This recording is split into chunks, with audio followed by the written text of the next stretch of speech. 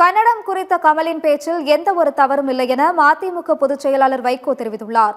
கோவை விமான நிலையத்தில் செய்தியாளர்களை சந்தித்த வைகோ, அதிமுக ஆட்சியில் ஏராளமான தவறுகள் நடந்திருக்கும் நிலையில் எதிர் வரிசையில் அமர்ந்து கொண்டு எடப்பாடி பழனிசாமி கற்பனையோடு பேசுவதாகவும் அதனையெல்லாம் பொருட்படுத்த வேண்டிய அவசியமில்லை எனவும் விமர்சித்தார்.